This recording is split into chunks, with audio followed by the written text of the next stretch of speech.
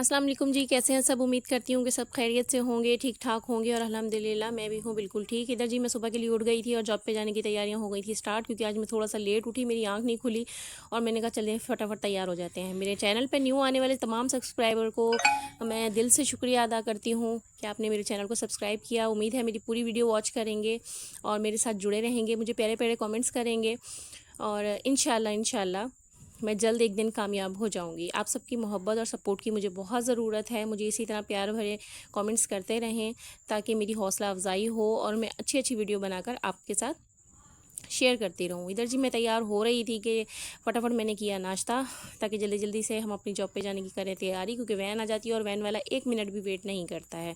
इधर मैं साथ साथ बच्चों को नसीहतें कर रही थी कि भाई जल्दी जल्दी से तुम लोग तैयार हो जाओ, कपड़े चेंज कर लो और फिर मैंने भी जाना है।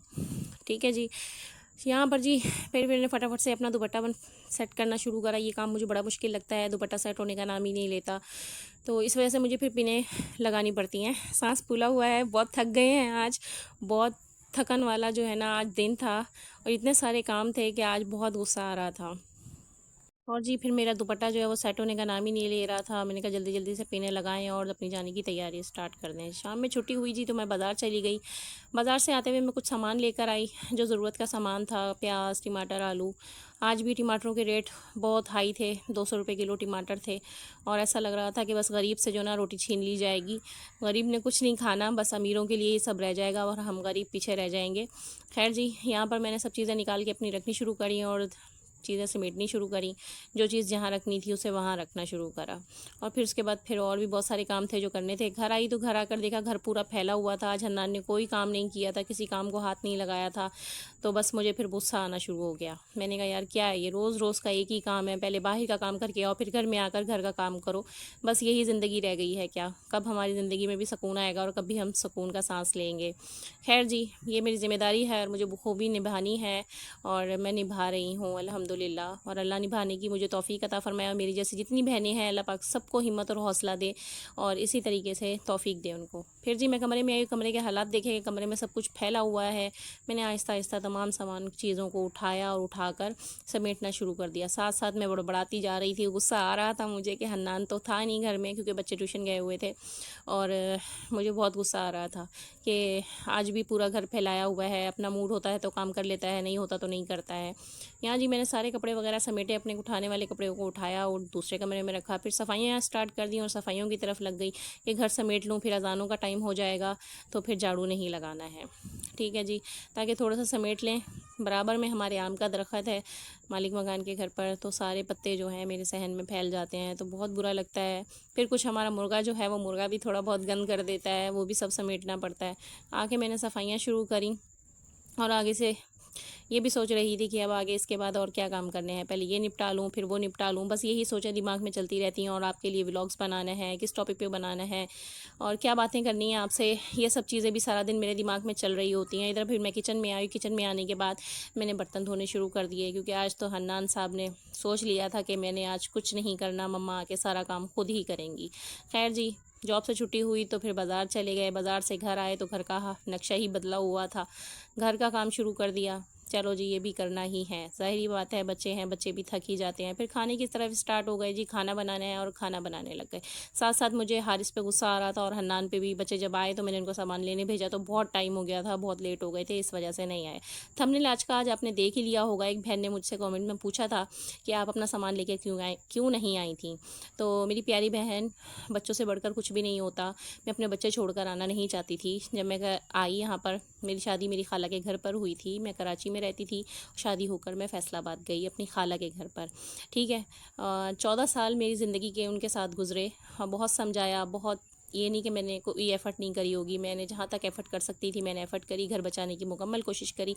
लेकिन उस शख्स को समझ आ ही नहीं रहा था कि मुझे घर को किस तरह से लेके चलना है और घर वाले क्या चाह रहे हैं। खैर जी, ये फ़ैसला किया कि बच्चे लेकर मैं अपनी अम्मी की तरफ आ जाऊंगी तो थोड़ा बहुत हो सकता है इनको समझ में आ जाए। लेकिन ऐसा कुछ भी नहीं था, मेरा वहम था, मेरा गुमान था कि शायद कुछ बदलेगा, कुछ होगा, कुछ असर होगा।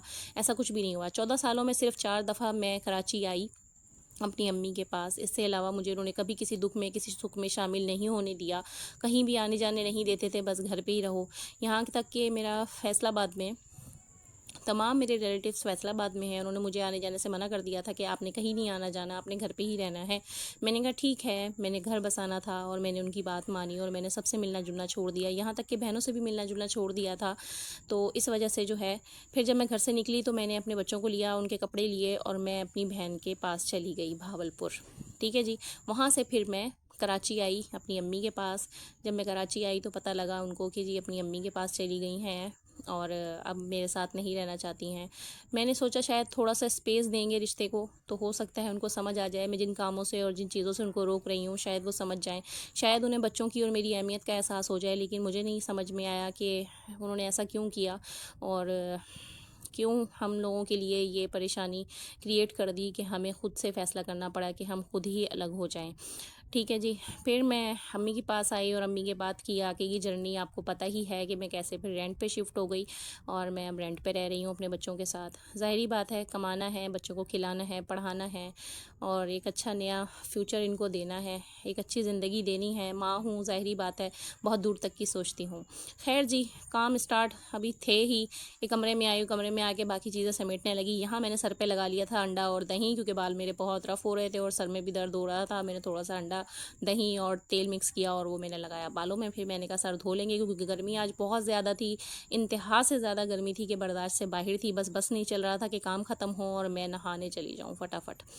खैर जी, इधर से सामान वगैरह समेटा और थोड़ा थोड़ा हन्नान पे मैं गुस्सा कर रही थी क्योंकि वो लेट आया था सामान लेकर, मुझे देर हो गई थी और लाइट भी जाने का टाइम हो गया था और गैस भी बंद होने वाली थी और खाना था कि अभी पका नहीं था। आज मुझे लेट हो गया, सब काम मेरे हन्नान की वजह से धरे के धरे रह गए। ज़ाहिर बात है, घर के काम करे साथ साथ आकर खाना बनाना, सफाइयाँ, बर्तन सब कुछ करना उसके दौरान जो है फिर बहुत सारी चीज़ें मैनेज करनी पड़ती हैं, देखनी पड़ती हैं। जब वो थोड़ा सा साथ देता है मेरा तो फिर मेरे लिए थोड़ी आसानी हो जाती है। मैं फ्री हुई, फ्री होने के बाद मैं नहाने चली गई और नहा कर फिर मैं बाल आई तो मैंने कहा चलो अपना झाटा सुखा ही लेते हैं। ठीक है जी। यहाँ मैं अपने बाल सुखा रही थी और मैं है ना हारिस से बातें कर रही थी और हारिस से कह रही थी कि तुमने अपना टेस्ट याद करा है या नहीं करा, मुझे सुनाओ। मुझे वो कह रहा था कि मैंने टेस्ट याद कर लिया है। ये जो मेरा बच्चा है थोड़ा सा पढ़ाई में कमज़ोर है, लेकिन ये कि मुझे थोड़ी सी इस पर भी नज़र रखनी पड़ती है। ट्यूशन जाता है लेकिन बस ये कि ज़ाहिरी बात है जो माँ ने नज़र रखनी है वो कोई और नहीं रखता है, तो मुकम्मल मुझे इस पर नज़र रखनी पड़ती है कि पढ़ाई में पीछे ना रह जाए। ये थोड़ा बहुत पढ़ ले, पढ़ लिख कर फिर जो है पढ़ाई के बगैर कोई ज़िंदगी नहीं है। इधर मैं किचन में आई, किचन में आने के बाद मैंने बनाए थे आलू वाले चावल और मैंने कहा ज़रा इनको भी आगे पीछे करके फरोल लिया जाए ताकि पता लगे जी कच्चे पक्के तो नहीं रह गए हैं। फिर जी मैं अंदर आई तो हन्नान मुर्गे को खिला रहा था दाना। मुर्गे को दाना इसलिए खिला रहे हैं कि जी ये बीमारी से उठा है मुर्गा और बीमार था, उसके बाद इसने दाना पानी खुद ही छोड़ दिया था, तो इसको खुद से खिलाना पड़ता है ताकि ये इसका पोटा जो है वो भरा रहे और पेट भरा रहे और ये कमज़ोर ना हो, इसलिए इसको डेली हाथ से दाना खिलाना पड़ता है, जो कि हन्नान ही खुद खिलाता है। इधर फिर मैंने हारिस से उसकी कॉपियाँ मंगवाई और मैंने उसको कहा कि मुझे दिखाओ तुम क्या याद कर रहे हो और क्या नहीं, और उसने मुझे अपना सबक सुनाना शुरू कर दिया। मैंने कहा शुक्र है अल्हम्दुलिल्लाह कि थोड़ा बहुत पढ़ना शुरू कर दिया, वरना इसको तो अलीफ़ और बे के बाद अलीफ़ ही पढ़ना आता था, इसके अलावा कुछ भी नहीं। तो जी मेरे चैनल पर नए आने वाले सब्सक्राइबर मुझे बताएं कि आप सबको मेरे व्लॉग्स कैसे लग रहे हैं। उम्मीद करती हूँ कि सबको अच्छे लग रहे होंगे और जिनको नहीं भी अच्छे लग रहे हैं तो कोशिश करें अच्छे लगने चाहिए आप सबको। ठीक है जी। और मुझे लाइक करें, फॉलो करें, सब्सक्राइब करें। उम्मीद करती हूँ कि आप सब मुझे अच्छे अच्छे कमेंट्स करेंगे, मेरा हौसला बढ़ाएंगे और मिलते हैं फिर आपके साथ नेक्स्ट व्लॉग में, इस उम्मीद के साथ कि आप सब मेरे साथ जुड़े रहेंगे और मुझे अच्छे अच्छे कमेंट्स करते रहेंगे, मेरी हौसला अफजाई करते रहेंगे ताकि मैं हर दिन नए शुरू होने वाले दिन के साथ एक नया व्लॉग आपके साथ शेयर कर सकूँ।